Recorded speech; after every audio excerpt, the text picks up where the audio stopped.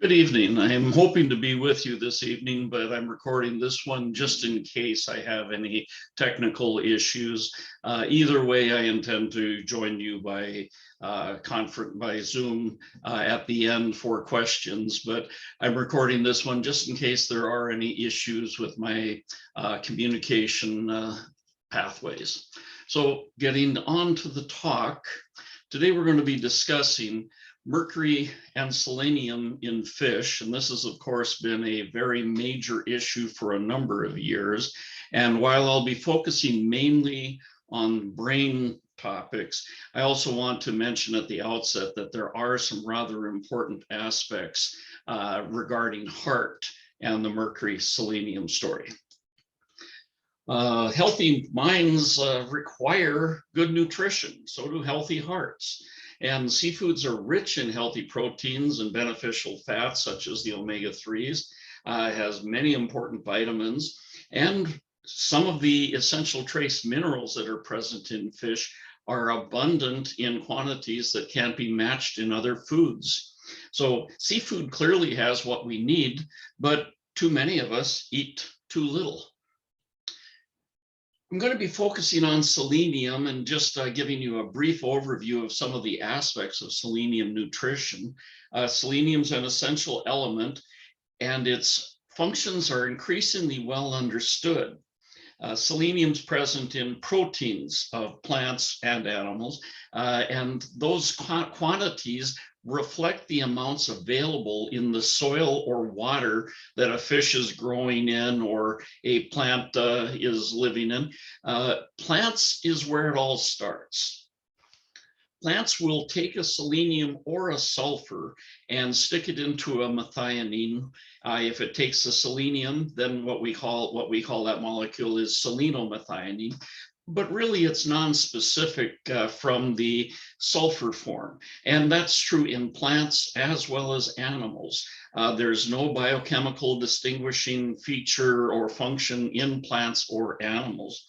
However, in all forms of life that have complex nervous systems, selenocysteine, the 21st genetically encoded amino acid, is made. And it's made because all forms of life that survived the extinction event that occurred when high rising levels of oxygen produced by plants started being present in the atmosphere in quantities that were toxic to creatures that did not evolve selenocysteine dependent enzymes to counteract that toxicity. The selenocysteine, it's actually SEC, it's the IUPAC defined three-letter code for selenocysteine. All cases of selenocysteine in proteins, enzymes particular, they use the selenocysteine, the selenium of the selenocysteine, as the active mediator of the catalytic reaction that is the enzyme's reason for being. So selenium is capable of performing redox reactions which cannot be matched by sulfur. And that's very important to realize. Here's just a couple of examples of some proteins with selenoprotein W, selenoproteins expressed in them. This is a mid-sagittal section of a rat brain taken by the Allen Brain Institute.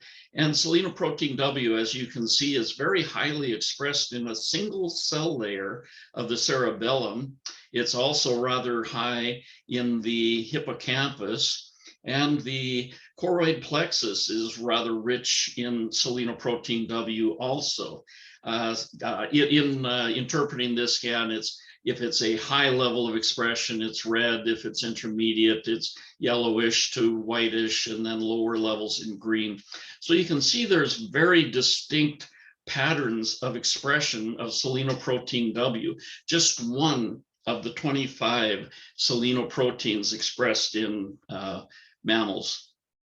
Selenoprotein M has a different pattern of expression. As you can see, it's still very abundant in hippocampus very abundant in that same cell layer of the cerebellum. But you can see there's a number of other cells that are expressing selenoprotein M that were not expressing selenoprotein W. And that's similarly the case in the hippocampus and choroid plexus areas too. So there's very distinct expression of all of the selenoproteins. Some of them are ubiquitous in all cells, but some, such as selenoprotein M and W, and a number of the others that specifically incorporate selenocysteine. These proteins have very carefully controlled, very acutely controlled levels and patterns of expression. So just kind of giving you some high points of selenium physiology. It was for a long time not known how vitamin C recycled itself, how it came from the oxidized form to the reduced form, which is of course the functional form. Turns out selenoenzymes are responsible for restoring vitamin C and actually a whole host of other vital antioxidants back to their active forms. And this is hugely important, of course, in the brain, because the amount of oxygen that is continually passing through, being respired in the brain, there's such a great risk of damage from oxidative damage in brain tissues, just because of the huge amounts of oxygen that are processed in that tissue. So these vital tissues are very vulnerable, and without selenoenzymes, there would not be a system in place adequate to protect them from oxidative damage. Now, in addition to selenoenzymes that recycle vitamin C, there's others that prevent or reverse oxidative damage to lipids and to proteins. Some of them are reversing oxidative damage that has already happened to a lipid or a protein. Others are preventing that damage. There are still others that regulate thyroid hormone status, others that regulate calcium status. And there's just, we could talk a long time about selenium-dependent enzyme activities, but let's move on. Selenoenzymes are expressed in tissue-specific distributions in all cells of all vertebrates, but especially in the brain. Like I said, I'm going to be focusing on the brain today. Selenoenzyme protection is required by all forms of life that have complex brains. And only one dietary insult is capable of impairing brain selenoenzyme synthesis and activities, and that is mercury toxicity. And that's the crucial thing that had not previously been recognized, but now that we know it, so much makes sense. Now, Mercury was the Roman god of thieves. Many of you are probably familiar with the statue by Botticelli that shows Mercury with his winged helmet. The helmet and the wings on his ankles were supposedly able to make him much faster, quick moving. And that's, of course, why quicksilver is called Mercury, because it moves so quickly. But Mercury was the god of speed, and merchants that wanted their merchandise to go to market. Notice the MERC, the merc in both words. It's materials that have to move quickly, and the people that need to move them quickly, they count on Mercury. The god of thieves, that's the origin of those words. But the god of thieves, the reason why Mercury was the god of thieves was a slow thief is not going to stay in business very long. So Mercury, famous as the god of thieves, is really a thief in this physiological context that we're discussing today. Mercury can steal the selenium we need to protect our brains from harm. So it truly is a thief, and a rather bad one, since it can actually cause significant harm. Now, the alchemists, the early alchemists depicted Mercury with this symbol, and what appear to be horns at the top are actually supposedly emblematic of the wings. But I kind of like the image of Mercury as a little devil because it is dangerous and can cause harm to us. Now, even the earliest alchemists knew that mercury could be toxic, and they were also aware of one particular aspect of mercury's chemistry, which was perhaps one of the first recognized chemical interactions. Mercury likes to bind with sulfur. Sulfur also had an alchemy symbol shown here with a triangle. The triangle supposedly depicted flames, which the alchemists associated with fire. And when mercury binds with sulfur, it forms this bright red material called cinnabar, used as a pigment in various things. And the Chinese even used it as a medicine, and they thought it was actually a potent medicine because anything that was so bright red as that, the Chinese have this kind of attraction to red. That bright red color of the cinnabar was associated with health. That's got to be good for you because it's bright red like blood. Of course, that's the exact opposite of the actual case. But the thing I want to point out here is the binding affinity between mercury and sulfur. 10 to the 39th, a 10 with 39 zeros after it. That's a huge binding affinity. And so the alchemists, as I mentioned, they recognized this. And so this was a very well-known interaction. They could add the sulfur to the mercury, form cinnabar. They could fry the cinnabar and free up mercury. And of course, with the heat, drive off the sulfur. Now, mercury exposure was known even back in the days of the Romans, and prior to that, mercury was known to be a potentially toxic material. The people that worked in the mercury mines were known to be at risk of going mad. In fact, that was actually one of the most convenient ways for Roman politicians to get rid of their political enemies, was send them to the mercury mines, because even if they were eventually released, they would be crazy. They would have gone mad from the mercury. So mercury, it's been known that it's toxic in high exposures, the elemental form, the inhaled form. Now, maternal methylmercury exposures during pregnancy, that was something that we started to become aware of in the 1950s and 60s, following the poisoning incidents in Minamata, Japan, and in various villages in Iraq. In those cases, mercury was associated with dose-dependent harm, not only to adults, but particularly to children. Even among mothers who had no observable consequences themselves, their children could be severely harmed, and that harm did demonstrate a dose dependence. So this was pretty much the start of the conventional hypothesis. We'd better watch out. High mercury exposures during pregnancy might harm children.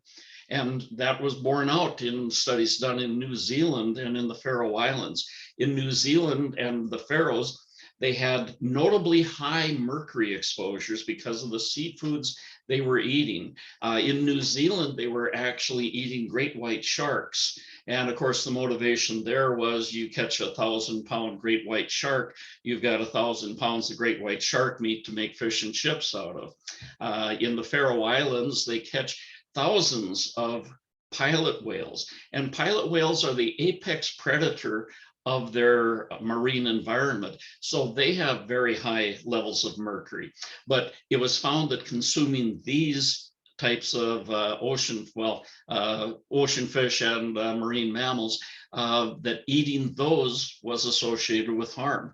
And so that seemed to support the conventional hypothesis too, that there was a dose dependency of methylmercury exposure during pregnancy would cause harm to child neurodevelopment. However, in the more recent years, much bigger, much better, and far more appropriate studies have been finding that if we're just talking about eating regular types of ocean fish, not great white sharks or whales, or in the case in Minamata was they'd had many, many tens of thousands pounds of mercury dumped into a very small bay. So they had huge amounts of mercury there. In Iraq, it wasn't even ocean fish. It was actually mercury treated seed wheat. The wheat had been treated with mercury as a fungicide to prevent it from going rotten after being seeded. But in those early studies, yes, the conventional hypothesis was borne out. But in the Seychelles, where they eat far more fish and even have higher levels of mercury than in the Faroes, there was not an observed harm. In fact, there was IQ benefits. In the United Kingdom, yes, IQ benefits, 4 to 7 IQ points. In the United States, there was a study where they were initially looking at elemental mercury, but they found that the children of moms that were eating ocean fish had 10 IQ point higher levels than the children of mothers that were not eating ocean fish. In Denmark and in Spain, there have been further studies. Now, these studies not only do not support the hypothesis, they actually argue that we should reject the conventional hypothesis. And in a case like this, you don't actually reject the hypothesis. You recognize that it needs refinement. Because we know mercury exposures, high mercury exposures during pregnancy will harm child neurodevelopment. So how come it's not happening in these other cases? Obviously, eating more fish, if the hypothesis was adequate, would be associated with harm, but we're seeing benefits. In fact, the more methyl mercury exposure there was, the more benefits. So something was definitely wrong with the hypothesis, but most of the time what's wrong with a hypothesis, a scientific hypothesis, is that it's incomplete. So since the biggest, best studies were disproving that hypothesis, it was time to find out why. What could possibly be wrong with the hypothesis? And as you might guess from the title of the talk, it was selenium. Selenium didn't have its own alchemy symbol, so I created one for it. I created this one because selenium had gotten a bad reputation. It was thought that having too much selenium could be toxic for people. In reality, that doesn't happen unless we're talking about taking in like a poorly made, a wrongly made supplement. From food forms, selenium is never excessively high unless you're really eating something that you shouldn't, like gun bluing agent would be a lethal exposure of selenium, but people are not supposed to be drinking gun bluing agents. So anyhow, selenium, I created this alchemy symbol for it, more or less to get across that while some people seem to believe that selenium is of a toxic nature, yes, too much selenium is toxic, but so is too much water, too much oxygen, too much anything. Too much is toxicity. In the case of selenium, I don't know of any case of humans eating any food where toxicity was the accompanying outcome. The outcome that's actually most noticeable for selenium toxicity is it impairs the proper formation of collagen. So hair and finger and toenails are become misshapen and inadequate. So the concentration of selenium in most body tissues is 1 micromolar. And that's a very important concentration to remember. Mercury and selenium, just like mercury and sulfur, they have great binding affinities, but notice that the binding affinity is 10 to the 45th, a million times higher than that between mercury and sulfur, which was 10 to the 39th. 6 more zeros here. We have a far higher binding affinity between mercury and selenium than between mercury and sulfur. And the toxic concentration of mercury is 1 micromolar. The severely toxic concentration of mercury is 2.5 micromolar.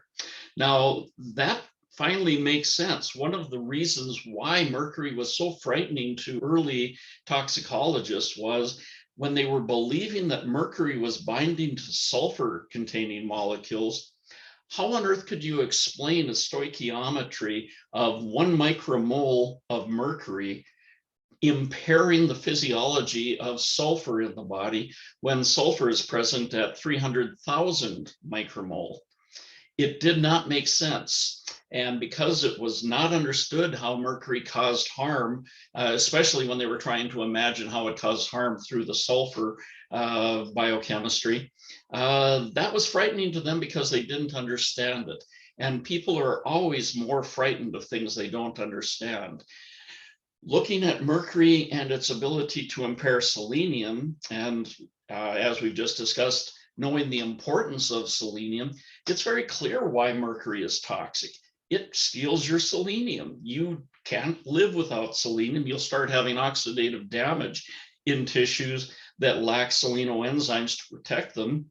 So yes, mercury is very toxic, but it's because 1 micromolar mercury will find and bind 1 micromolar selenium, and you're in trouble. Actually, it's a little bit, there's details and nuances on this that we'll discuss as we move a little bit farther forward. But the thing that's important to realize about methylmercury is that it can cross the placental and blood-brain barriers. Actually, the methylmercury binds to a cysteine, which, if you're familiar with the structure of cysteine, the sulfur and the mercury form a binding complex. And once the mercury is bound to that sulfur, that molecule resembles methionine, which we talked about a little bit earlier, and can cross the placental and blood-brain barriers, and that makes it able to impair selenoenzyme metabolism in the developing fetus. For that matter, that's also how it causes toxicity in adults. It can cross the barriers that most other elements are stopped. Methylmercury will cross those barriers and will start sequestering selenium and inhibiting enzyme activities, selenoenzyme activities. Now, here's a study we did several years ago looking at the effects of mercury on rats that were fed different levels of selenium. And I want to point out that the levels of selenium here, 0.1, 1, and 10 micromole per kilogram in the diet, reflect the normal range of dietary selenium. And for those of you that are more used to seeing values in ppm, you can see that the high level is not quite 1 ppm. And this, there's lots of foods that actually have more than that, concentration in them. So this was hardly a high level of selenium at all. It's just kind of a rich, normal or low level of selenium. And as you might expect, since these are the healthy range, all of these rats gained weight normally and were healthy. However, when we expose these animals to mercury, giving them the equivalent of 10 ppm mercury, 50 micromole per kilogram, we saw either no toxic effects if among the rats that were being fed selenium-rich diets, slight toxicity, and eventually there would have been the occurrence of hind limb crossing and all of the neurofunctional disabilities that accompany mercury in the ones that were getting the 1 micromole of selenium, but lethal toxicity among those that were fed low levels of selenium. Now, we did this on purpose because it's easier to deplete an animal of selenium than to add enough mercury to take out selenium. I'm not sure how much mercury we would have had to add if we were feeding the animals a high selenium diet. In fact, we actually just did a study where we used ocean fish. And even though we were using higher levels of mercury than this, we found that the ocean fish, the selenium from the ocean fish that we added to the diets was able to completely prevent the signs of mercury toxicity. And that's entirely consistent with the hypothesis that mercury finds and binds selenium and eliminates those enzymes, preventing them from performing their essential functions. So whether or not mercury is going to be toxic depends on selenium status. And actually, we could almost have predicted that, but just in case it is surprising to anyone, it all comes down to the stoichiometry. the mercury selenium ratio. If you've got 5 mercuries per selenium, the selenium can still find its way through, evade being bound by mercury, and keep the brain supplied. 50 to 1, well, not quite so easy, but it still keeps the brain supplied much longer. If we're feeding 500 to 1, if we're feeding a low selenium diet, well, the mercury is going to find and bind the selenium, and that animal will very rapidly be unable to protect itself against oxidative damage because mercury has eliminated the selenium needed by those enzymes that normally prevent and reverse oxidative damage. So taking this to the fish issue, shown in red are the mercury levels of these various fish, and in blue, the selenium. And you'll notice on the x-axis that we're showing the concentrations in micromolar concentrations. So we're comparing how many atoms of mercury to how many atoms of selenium. This is really what we should always be doing in all biochemistry related aspects anyhow. Those of you that are familiar with it know that the standard international system requires concentrations be reported in molar concentration, but people are so comfortable with ppm and microgram per gram or whatever. Really, it's so much simpler to just operate in molarity, because molarity allows you to see what's actually going on. And that's hugely important, such as shown here. Pilot whale and mako shark, we know those are not good foods for mothers to eat because there's so much mercury relative to selenium. Whereas all of the other fish here, they all have more selenium than mercury. And the beneficial effects of that selenium are many, plus all of the other nutrients that are present in these various seafoods.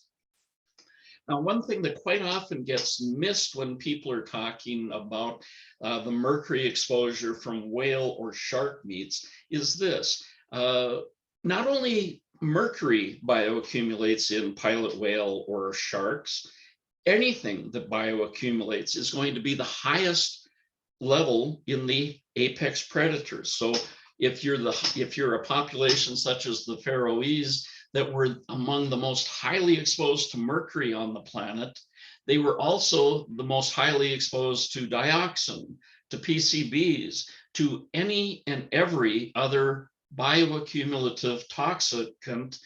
They were the most highly exposed. And so suggesting that it's only mercury that we're looking at when we know that's not the case, that's somewhat disingenuous. And it really should be understood that these aspects have to be considered in a complete context, not isolationist. So very, very important. The highest exposures to mercury are going to be accompanied by the highest levels of every other bioaccumulative toxicant that is present in that predator's environment. So very important to consider that and remember that anytime you're evaluating any toxicant exposure.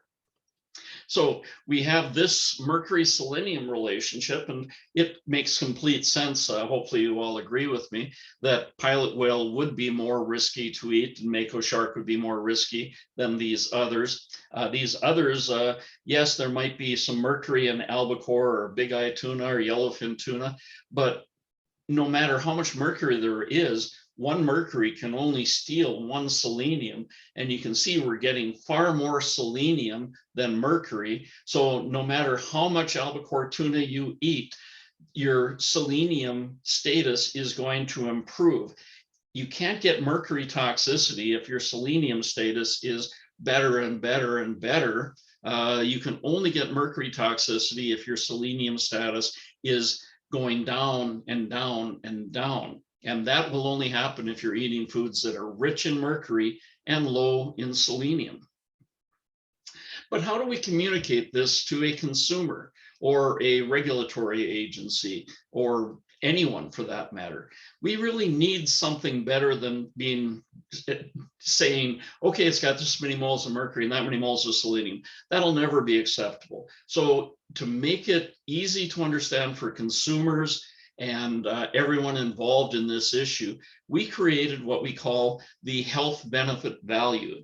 And this relates the amount of mercury relative to selenium in a very direct way. So the amount of mercury that is present in a pilot whale, for instance, is so much that it's going to subject the consumer to great risk.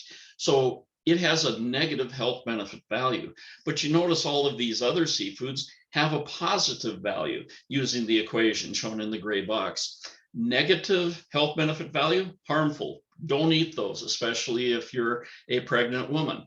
If it's got a positive health benefit value, shown in blue, those are fine. In fact, actually, not only the mercury selenium ratio is fine, but also these are foods that are rich in many of the other nutrients that are important. So updating that outdated hypothesis, the former hypothesis was not wrong, it was just incomplete. So what we've done with this version of the hypothesis is simply added that methylmercury exposures in excess of selenium intakes will harm child development. And expanding upon that still further, the other aspect of this should be included is that seafoods with positive health benefit values ought to benefit the mother and her child. Let's see if this is borne out by the epidemiological studies. So in the first two here, where it was actually poisoning experiences, well, we wouldn't expect to see benefits because in both cases, there was so much mercury, they had hugely negative health benefit values, minus 5,000 in Minamata, minus 800 in Iraq. So yes, the mercury exposures in excess of selenium intakes should harm child development, and it was definitely seen. So those suggest retain the hypothesis. In New Zealand, the subtle harms that were seen was due to the negative health benefit value of the great white shark that was being consumed. And in the Faroes, the pilot whale, they had a minus 80 health benefit value. Fortunately, however, in both cases, these populations were also eating ocean fish that had positive health benefit values. The cod that were largely consumed in the Faroes were not particularly rich in selenium, but still, if those moms had not been eating ocean fish and getting 80 to 90% of their total dietary selenium from the ocean fish they ate, that huge amount of mercury they were being exposed to from the pilot whales probably would have caused severe harm, not subtle, severe. Same perhaps in New Zealand. And then in the Seychelles, United Kingdom, US, Denmark, and Spain, the seafoods that were being consumed, the amounts of selenium are always in excess of the amounts of mercury in all of the commonly consumed commercial varieties. So all of those varieties should be beneficial. They were observed to be beneficial. They suggest retain the hypothesis. So the epidemiological studies, all the findings are consistent, and seafood, not only particularly ocean fish, improves maternal health and is associated with 4 to 7 IQ point increases in their children. So definitely the health benefit value is supported by these findings. In the United States study, like I said, it was almost 10 IQ points. So we've got a very significant public health message that we have to get out, and it's going to involve a little bit of pain because it involves correcting some of the earlier advice, and we've kind of been slow walking this for perhaps longer than we really should have, but it's time to now start getting the message out to the people because this is important. They need to know that eating ocean fish should not be avoided. It should actually be encouraged. Here's just a quick comparison of umbilical cord mercury and selenium in the Faroes study versus in the Hawaiian study. In the Faroes shown in red, you can see here's the level of effect that they saw harm from eating pilot whale meat. The bulk of their mercury, almost 90% of the mercury, came from eating pilot whale meat. If you're eating pilot whale meat, this is the level where you start to see harm. And perhaps out of an abundance of caution, they used 1/10 this level as their marker, 5.8 ppb as the reference dose. Yes, if you're eating whale meat, I recommend, yes, you not go beyond that level, obviously. But if you're eating ocean fish, you can see no one gets anywhere close to that level that was associated with harm from eating whale meat, mostly because the mercury concentrations in typical varieties of ocean fish do not approach the concentrations present in whales, let alone have a mercury present in excess of selenium. I want to take your attention down here to these data points. The slope of the blood mercury data, mercury selenium data, is that for every unit of increase in mercury, your increase in selenium will be not quite 0.5. So you go up a unit value in mercury and only go up half a unit in selenium. Obviously, you're going to get in trouble that way. You don't want to approach the 1-to-1 molar ratio. And you can see that the children in the Faroes, their umbilical cord blood mercuries did walk very quickly to the 1-to-1 molar ratio. And there were harmful effects that started to be apparent at that level. So we don't want to get close to that level. And actually, I strongly suspect that what we're seeing, because they weren't getting close enough to the 1-to-1 molar ratio, I'm fairly sure what we're seeing is the combined effects of the multiple toxicants that they were exposed to from their moms eating pilot whale meat. But anyhow, if you look at ocean fish consumers, the Hawaii data, for every unit of increase in mercury, the selenium went up 9 units. So as the trend line shows, there's no way they will ever approach the 1-to-1 molar ratio. So this is a very important context to have in mind as we're watching these effects play out in human epidemiology studies. So in summary, the early reports of risk from seafood mercury exposures were based on incomplete information and, unfortunately, a series of mistaken assumptions. And while early studies reported harm, the current ocean fish consumption studies, which are bigger, better, they show benefits instead of harm, and we have to modify our public health advice to reflect the reality as we now understand it. And now that we understand the molecular mechanisms of mercury toxicity, we have what's called consilience, understanding something from several different perspectives, which is the ideal we always seek to achieve in science. We have achieved that in the mercury issue, and it's time to start reflecting that in our public health advisories. Multiple studies are reporting that moms that eat ocean fish during pregnancy improve their child's IQ by 4 to 7 or even as much as 10, nearly 10 IQ points. That being the case, failing to advise women that they should eat ocean fish may be inflicting needless harm. We've had a whole generation, almost more than a full generation, born to mothers that may have specifically avoided eating ocean fish during pregnancy out of a misunderstanding of the advisories. Since ocean fish have positive health benefit values, increasing their consumption during pregnancy, it's going to improve child IQ, and we also know that it improves maternal health outcomes. So attention is now turning from the ocean fish dependent mercury risks to freshwater fish, because unlike the ocean, many lakes can be low in selenium. And if they are low in selenium but high in mercury, those fish are probably more dangerous to eat than even pilot whale meat. And that's where our attention is shifting worldwide. So I hope that that information has been adequate for giving everyone what they need. This work was performed with funding from US EPA, NOAA, and was performed in collaboration with EPA and NOAA research scientists. And I'll leave you with this final thought. Hindsight is 20/20, but foresight is 50/50. We now have a much better perspective on what was happening in previous studies. But we have an understanding that was not available to those folks 30 years ago, where science has moved forward, and it's time for public health messaging to move forward too. So with that, I'll pause for questions. And I'm hoping to actually be with you to present this in person, but if not, I will be joining you at this point. And I'll leave you with this final thought.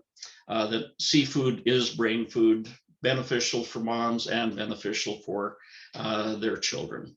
So thank you, and I wish I could have been there to be with you in person, and I do look forward to your questions.